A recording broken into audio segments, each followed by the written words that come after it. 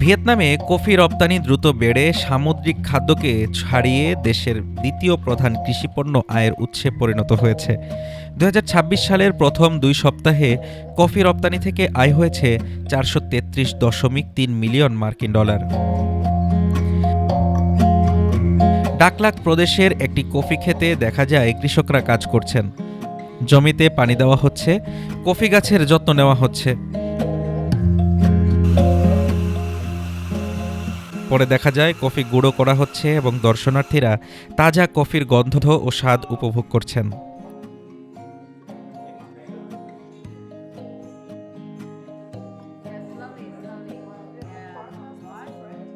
স্থানীয় কৃষক Hwang Nguyen chat বলেন, Những gia đình tôi mà tất cả các cái hộ canh tác ở đây là giá cà phê nó lên cao nên người ta chú trọng hơn.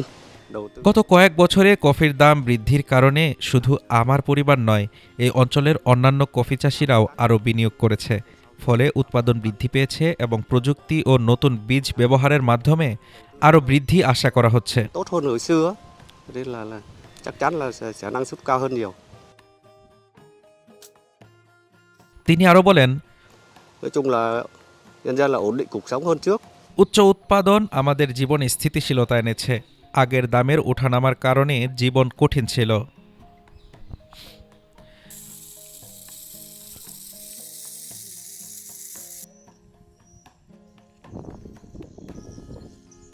মিনোডো farm ক্যাফের manager লে দিন তু বলেন, xuất khẩu cái lượng cà phê nguyên liệu rất là lớn. Tuy nhiên là বর্তমানে Vietnam বিশ্বে কাঁচা কফির বড় রপ্তানি করছে।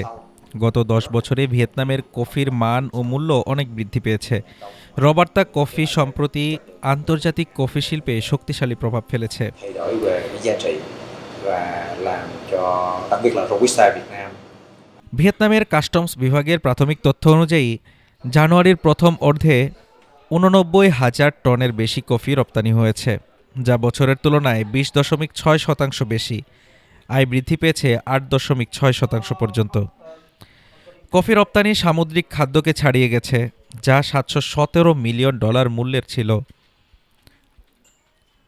কফি রপ্তানি সামুদ্রিক খাদ্যকে ছাড়িয়ে গেছে, যা $৪১৭ মিলিয়ন মূল্যের ছিল।